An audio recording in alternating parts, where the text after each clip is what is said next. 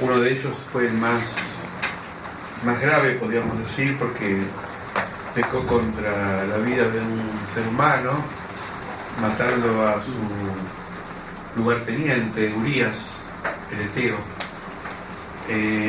quitándole a su esposa. Otro de los pecados de David fue el censo, estaba prohibido hacer un censo. Pero bueno, lo importante es que acá derramó su pluma como poeta, músico y militar que era muy completo. David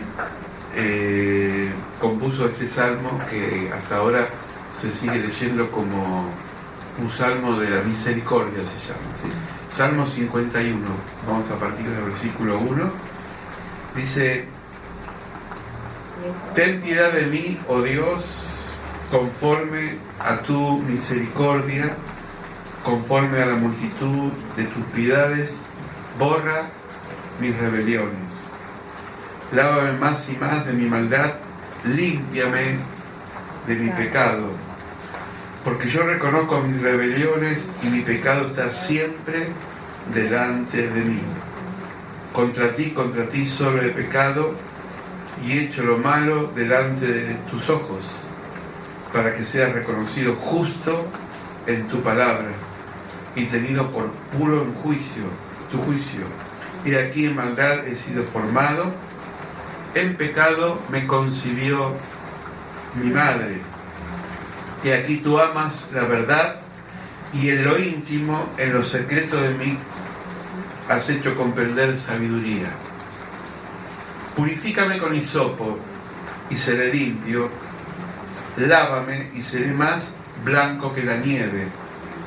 Hazme oír el gozo y la alegría, y se recrearán los huesos que has abatido. Esconde tu rostro de mis pecados, borra todas mis maldades.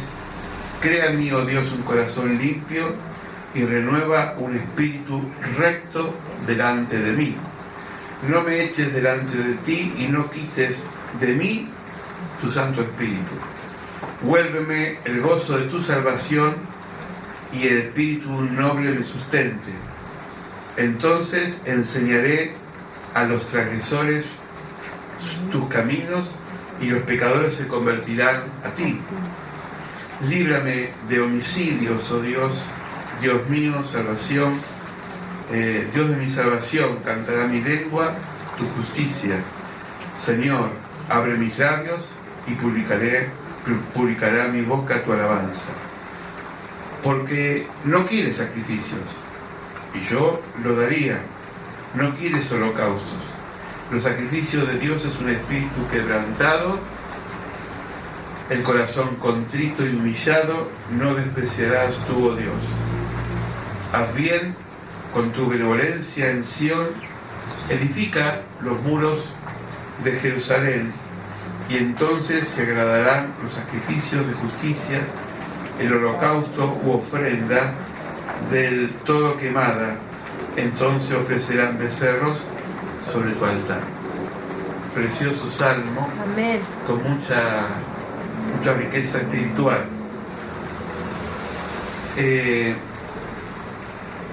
El cristiano que no reconoce sus limitaciones no puede avanzar en la vida de la fe. Nosotros fuimos llamados a crecer. Así como es natural que el ser humano crezca, hay etapas de la evolución del ser humano, ustedes lo saben bien. La etapa evolutiva, en la primera etapa lactante, el niño necesita del pecho de su madre, necesita de esa leche materna que no puede proveer la vaca ni ningún sustituto, necesita del calor y el cuidado de la familia, y hasta que se desarrolle su parte psicológica, es muy importante los afectos. Por eso se le dice que hasta la sexualidad del niño se puede definir a partir de los 10 años. Si bien el hombre es hombre y mujer es mujer, pero esas desviaciones que a veces vemos es porque quizás a veces hubo situaciones que no fueron bien canalizadas en el niño. Por eso es muy importante la imagen también de padre y madre que el niño pueda recibir para que él después crezca. El alimento de niño no puede ser el mismo alimento que de adulto. Un adulto no puede comer toda la vida, tomar toda la vida leche, pero un niño tampoco puede comer carne a los 2 meses de vida, porque se ingesta, ¿no? O puede comer alimentos sólidos.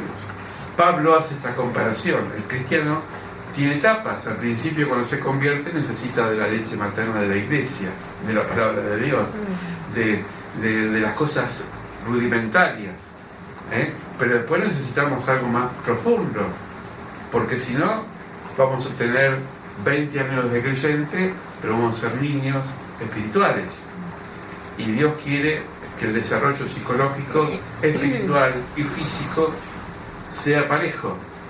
El único desarrollo que pierde efectos es el físico, porque el ser humano está llamado a extinguirse. No hay un tope de nuestra vida acá en la tierra, pero el espiritual sigue creciendo, y es más, sigue creciendo junto a Dios. Dice en el libro de Apocalipsis que los creyentes escuchaban la palabra y aprendían de él, es decir, que hay un aprendizaje permanente al lado del Señor. Por eso reconocer que uno tiene faltas y tiene pecados no es sinónimo de debilidad, sino que es exponer lo que uno es. Como contrapartida, el orgullo siempre es el enemigo, no nos deja ver el pecado. Y cuando somos señalados por los demás nos duele. ¿A quién le gusta que a uno le digan, vos tenés este defecto, vos sos así? Pero a veces es necesario, porque dice que son fieles las heridas del que ama, dice Proverbios. Fieles son las heridas del que ama. El que ama a veces hiere, porque es como el bisturí, pero importunios los besos de aquel que adula. La persona que te dice, estás bárbaro, está todo bien, desconfía, porque no es honesta. La verdad con amor, pero la verdad tiene que ser verdad. Y David era rey. Ustedes lo saben, que este salmo lo compuso cuando no era un pastor de ovejas, sino que ya era el rey de Israel. En el contexto del salmo, si leemos en 1 Samuel, él estaba en la hora de la siesta, después de comer, la hora tercera, a las 3 de la tarde era, y se fueron toda la guerra, y él se quedó ahí sin hacer nada. Peligro cuando a veces el ocio no lo usamos para cosas buenas, ¿no? En vez de ir a pelear delante de su ejército, se quedó en su palacio. La escena dicen que vio una mujer muy linda bañándose,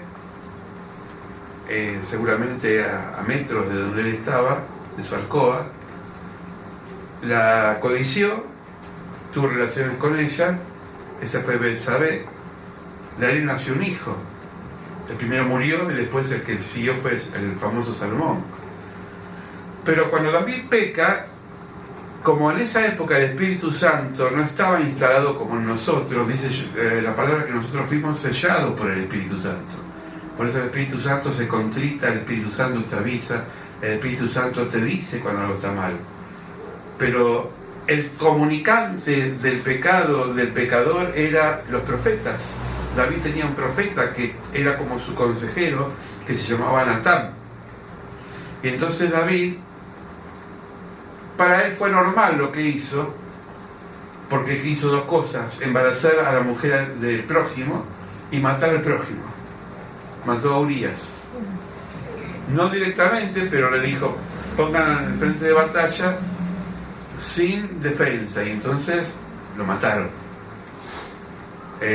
Fue como una especie de asesinato de escritorio. No lo hizo directamente, pero organizó todo, ¿no?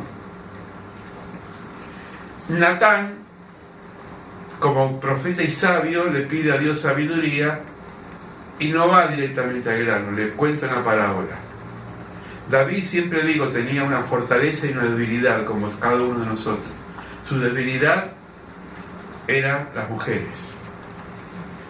Su fortaleza era la justicia. David amaba la justicia. David aborrecía la injusticia, porque era su corazón justo. Por eso cuando dice que enseñó su corazón como el de Dios, porque Dios es justo y Dios ama la justicia. Y entonces el profeta le cuenta la parábola y le dice que había un hombre que se había apropiado de una oveja que no era de él. Usted la conoce, la hemos predicado. Y cuando David se siente confrontado con la injusticia, quiere hacer justicia a él y matar a ese hombre de la parábola que había robado una oveja.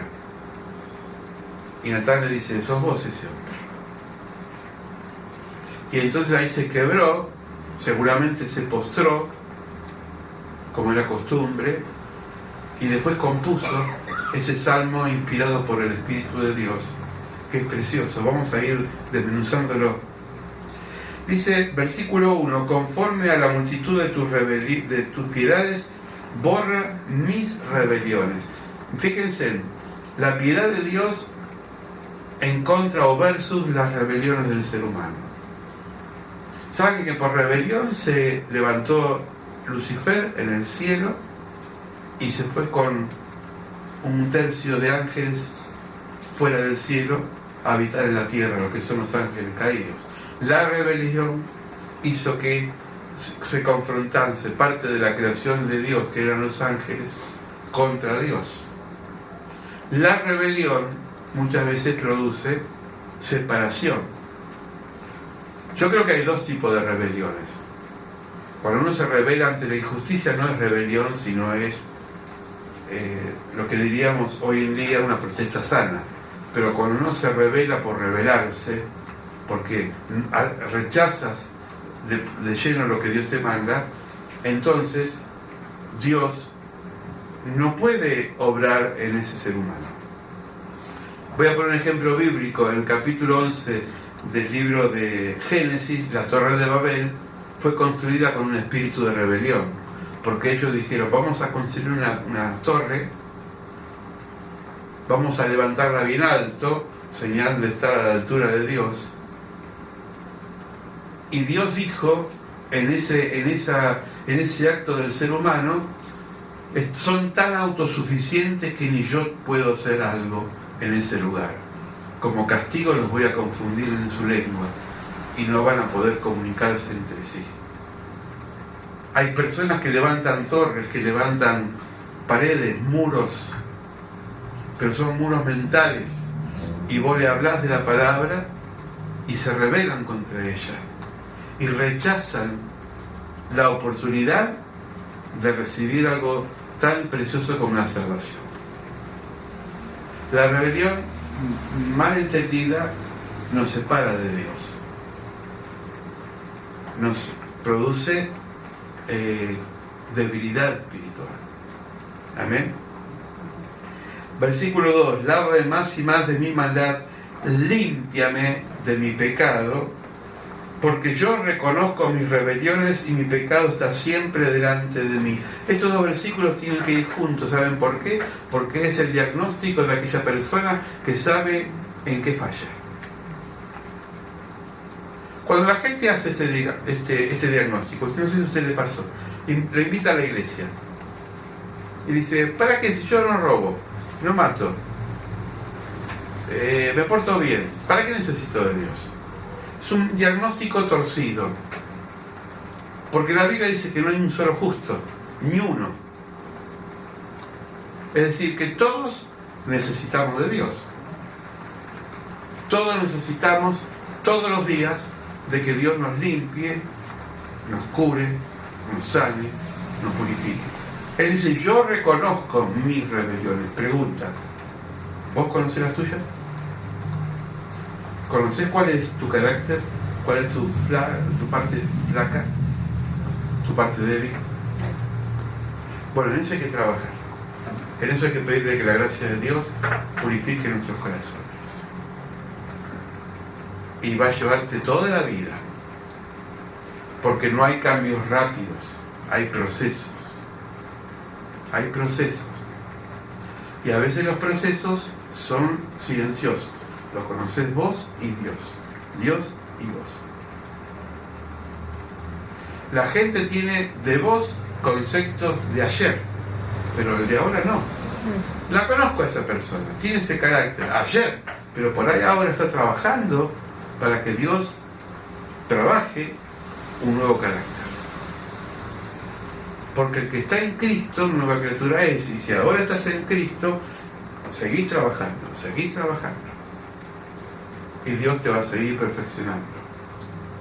Amén. Amén. Por eso nunca te dejes que te comparen y te digan, vos sos así. Sí, yo soy así, pero ¿sabés cómo estoy haciendo? Trabajando sobre mi carácter, para que Dios lo moldee. Porque Él es el alfarero y yo soy el barro. Nadie tiene derecho de inculcarte más carga que de la que puedes llevar. Pablo dice, nadie me juzga más que mi conciencia. Y si vos haces algo y crees que lo hiciste bien, con honestidad, nadie tiene derecho a juzgarte. Por eso Jesús decía, no juzguen y no será juzgado. En ese criterio. Porque los procesos de cada uno son muy personales.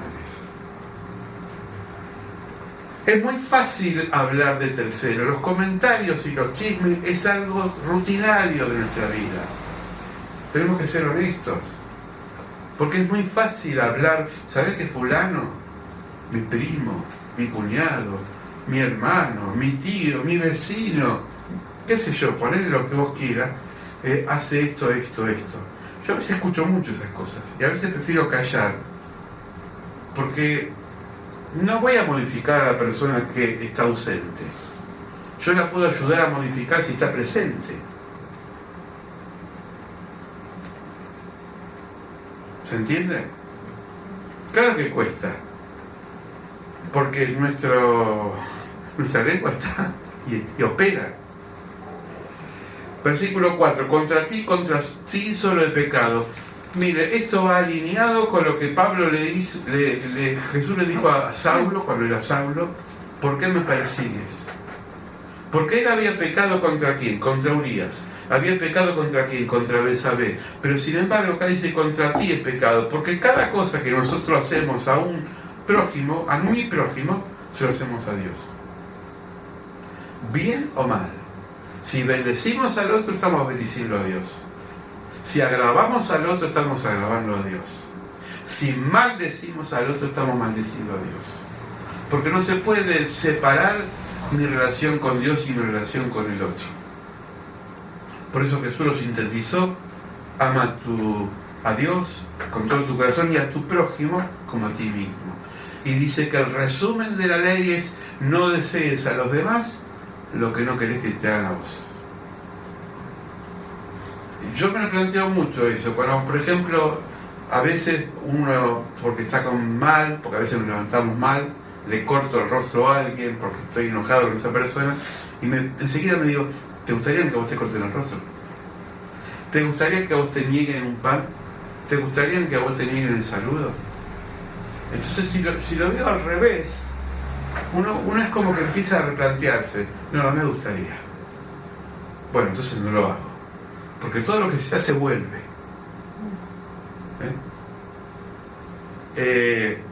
Una vez me acuerdo que yo lo aprendí después de muchos años, ¿no? Cuando a mí me invitaban a la fiesta, al cumpleaños, a veces me excusaba, digo, no iba, lo saludaba. Antes no había ni WhatsApp, ni celular, ¿no? Lo saludaba después, qué sé yo. Un día me acuerdo que cumplí años, de eso hace muchos años, y no vino nadie en el cumpleaños. Y me puse mal, y me puse a orar. Y Dios me dijo en el Espíritu Santo, estás cosechando lo que sembraste. Es simple. Y ahí cambié de actitud. Aunque hace frío, aunque tenga ganas de estar en casa calentito, si me invitan, o al menos tengo ahora los medios, porque ahora hay medios. Porque no podemos mirar que ahora hay medios de comunicarnos muy diversos. Pero uno cosecha lo que siembra. Cosecha lo que siembra. Entonces, acá dice claro, dice, contra ti sola he pecado, porque cada acto en la vida repercute en el mundo espiritual. Y he hecho lo malo delante de tus ojos, para que sea reconocido justo en tu palabra y tenido por puro juicio. Miren, la palabra de Dios, es el espejo de nuestra alma. Cada vez que vamos a la palabra de Dios y vamos en espíritu de oración, por eso es menester que todos los días la leamos y todos los días oremos. Cristiano que no lee la palabra y que no ora en base a la palabra, no puede corregir sus defectos, porque la palabra nos corrige. Salmo 119, versículo 8, tu palabra es lumbrera de mi camino. Tú alumbras mis pasos. Tu palabra es viva, es eficaz, es más cortante, Hebreos, hace que la palabra regardulla, descarbe, penetre, atraviese. Amén. Amén. Y acá el diagnóstico del Génesis, versículo 5. He aquí, en maldad he sido formado, en pecado me concibió mi madre. ¿Ustedes escucharon una vez hablar del pecado original o el pecado de origen? No es un invento de la Iglesia Católica. El pecado original existe. Fuimos formados en pecado. Dice, pero un bebé que está en gestación, que todavía no salió al mundo, que está en la pancita de mamá, ¿está en pecado? Sí, está en pecado.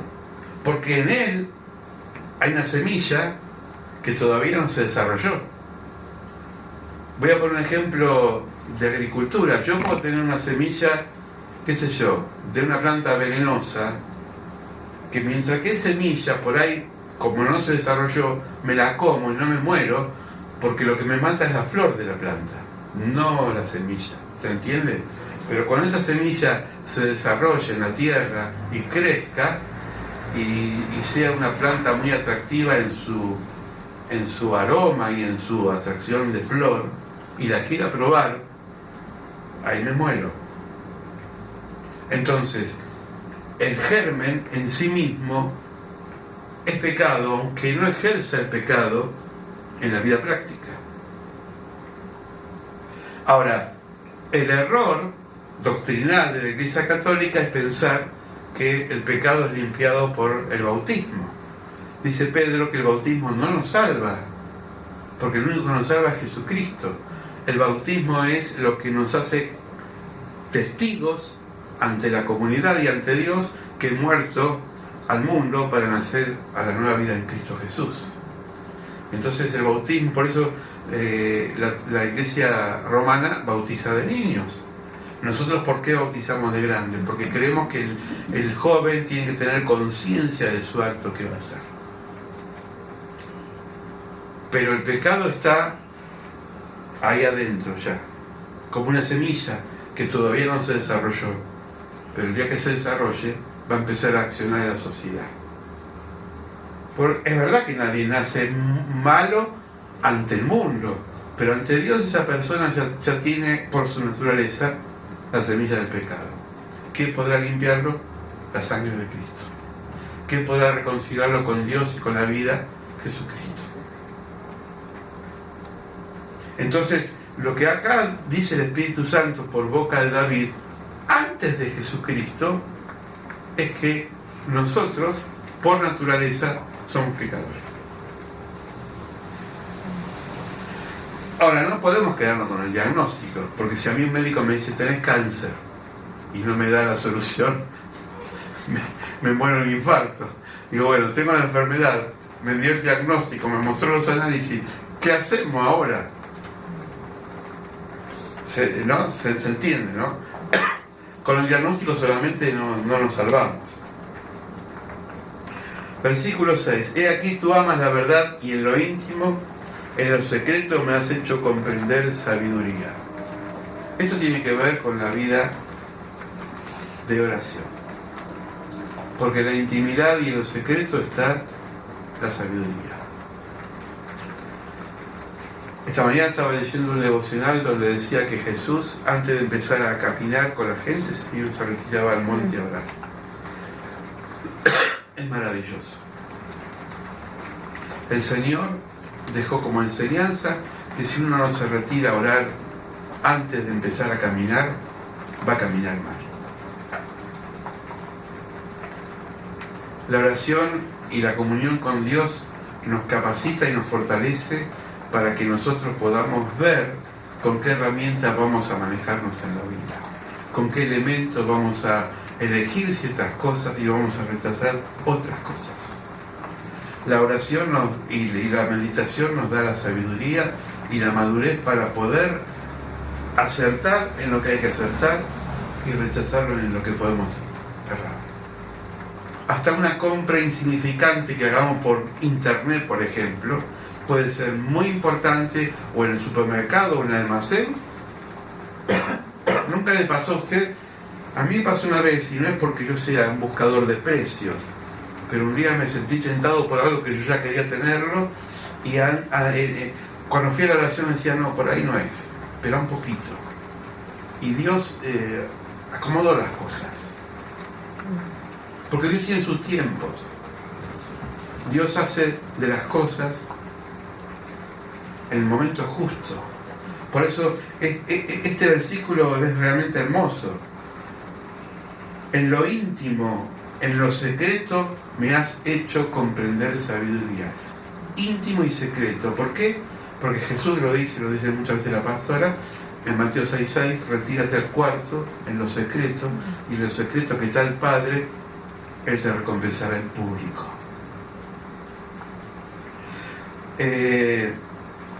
Me adelanto un poquito a lo que voy a hablar después de la predicación, pero nosotros hace mucho tiempo, yo diría años, que estamos orando para tener un servicio social dentro de la iglesia. Y cuando empezamos a compartir alimentos, no teníamos los medios, no los tenemos tampoco. Dios es como que va aparejando de muchos lados. Y a veces cuando yo iba acá a la salita, al lado, por ahí está el centro comunitario, ¿no? de San Isidro, que es un, no sé cómo se llama, pero es un lugar municipal donde a veces te dan el bolsón de comida. Yo iba ahí, fui por otras cosas, para tramitar la tarjeta esa de ciudadana para ir al hospital, y veía que entraba la gente y había alguien que le daba yerba, azúcar, esas cosas básicas. Y fue en mi sentido, Señor, qué lindo que un día la iglesia pueda tener eso. Pero nosotros no tenemos subsidio de San Isidro, no tenemos ayuda del gobierno. Solamente vos podés, Señor, hacer eso. Quedó ahí picando la pelota, como se dice, el deseo, y después de muchos años se fue dando la cosa. Esto no lo digo por vanagloria, lo digo porque a veces las cosas que maduramos en intimidad, en el silencio, es como la semilla, se va gestando y algún día va a dar fruto. Pero nunca dejemos de regar la planta, de cuidarla, de pesticidas. Amén. Y eso es la santidad. Yo puedo tener oración, puedo tener deseos, pero si no vivo una vida alineada con Dios, en santidad y en comunión, Dios no va a desarrollar mi deseo hasta que sea un árbol frondoso. ¿Se entiende? Y acá viene, fíjense en cómo pasa de una oración negativa y que da cierta pesadumbre en una oración positiva y de fe. Versículo 8, hazme sentir el gozo y la alegría, y se recrearán los huesos que has abatido. ¿Saben por qué? Porque el pecado hace doler los huesos, el pecado hace doler el cuerpo, el pecado hace doler el alma. Porque si yo peco en algo, me afecta a todo el cuerpo. La mayoría de las enfermedades son psicosomáticas. Las personas que a veces tienen úlceras o tienen el estómago perforado son personas nerviosas, personas que han ingerido malas cosas. Las personas que a veces tienen enfermedades, no sé, que repercuten en su cuerpo, dice, callé y envejecieron mis huesos, a veces tiene que ver por la parte de lo que yo pienso. Una vez me decía un doctor, un oncólogo, que es especialista en cáncer, decía, el cáncer es un misterio, porque no perdona ni a ricos ni a pobres. Puede ser la persona más rica del mundo y le agarra cáncer y muere. Pero lo que he visto en mi vida es que tiene que ver mucho también su espíritu. Hay gente que tiene un espíritu muy positivo y lucha contra esa enfermedad y la ayuda a mantenerse en pie. Y hay personas que se empiezan ya a enfermar cuando le diagnosticaron cáncer y se enferma más y acelera la enfermedad. Es un misterio. Como el depresivo, como la persona que no puede manejar sus estados emocionales. Esto que decían los griegos es para todos. Mente sana, cuerpo sano. Jesús dice, si tu ojo es la lámpara y si tu ojo está sano, todo es sano. Pero si tu ojo ve siempre cosas malas y te afectan, a veces es bueno preservarse de algunas cosas. En un ejemplo que a mí me gusta siempre compartirlo es el ejemplo de Daniel. Daniel era un muchacho que fue deportado a Babilonia con otros jóvenes. Y Daniel, cuando le ofrecieron comida sacrificada a los ídolos, dijo, yo voy a comer legumbres, de esto no voy a participar.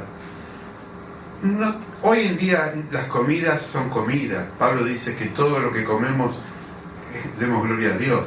O sea, no hay comidas buenas y comidas malas.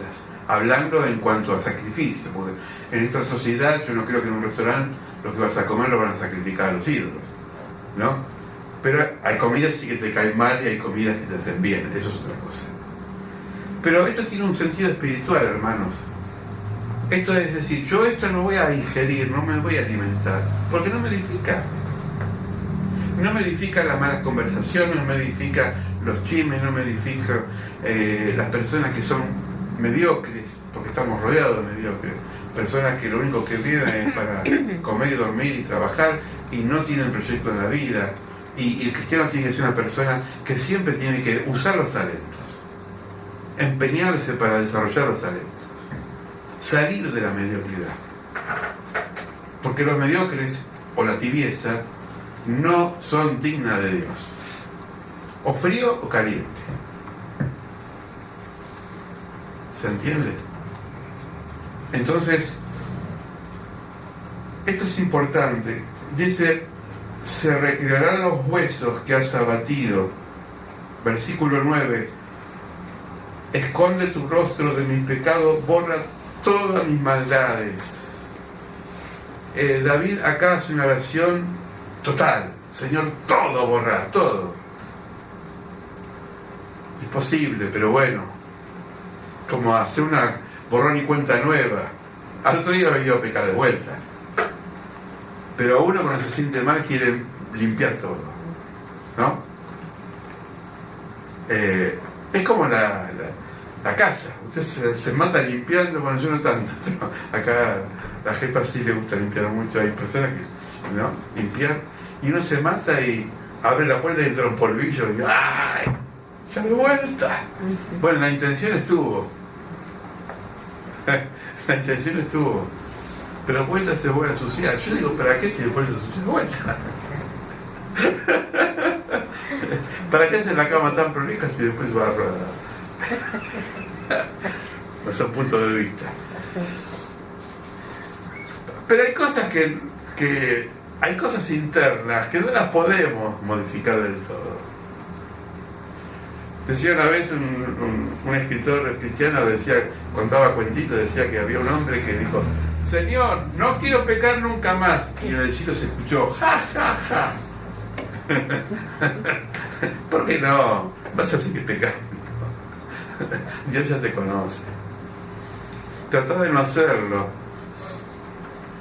pero no te vayas al extremo, porque si no conoces que sos pecador, fuiste.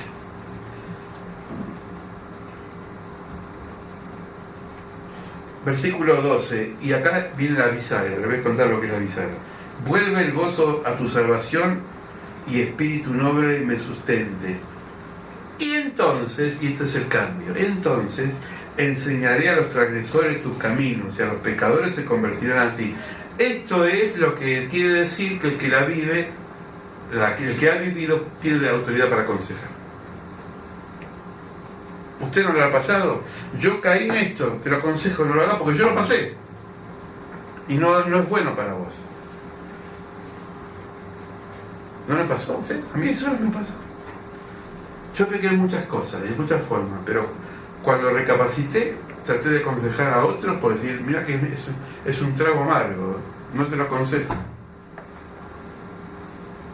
Porque la gente no quiere escuchar a santos que te aconsejen, quiere escuchar a pecadores que te aconsejen. Porque todos somos débiles y en la debilidad está la fortaleza. Cuando vos te bajás del caballo y le decís al otro, mira, yo soy igual que vos, soy un ser humano igual que vos, y si te digo que no lo hagas es por tu bien porque yo lo pasé. El otro se va a sentir que me está hablando no es ni Dios ni un superángel, es un ser humano frágil. Eso es hablar al otro para. Y si te pasa una cosa fuerte, más autoridad todavía. Si viviste una tragedia en tu vida, vas a tener más autoridad. Porque tu dolor es tan fuerte que lo vas a contagiar. Y vas a decir, eso se llama tener compasión. Es increíble, ¿no? Entonces enseñaré a los transgresores tus caminos y los pecadores se convertirán a ti. Y acá viene otro clamor, líbrame de los homicidios, oh Dios, de mi salvación, y cantaré en mi lengua tu justicia. Señor, abre mis labios y publicará mi boca tu alabanza. Cuando sentimos el perdón de Dios, empezamos a alabar a Dios. Amén. Es lo más lindo que nos pasa. Porque un corazón que está en pecado, ¿qué va a alabar? ¿Qué va a bendecir? Si tiene una mochila encima que no puede ni caminar.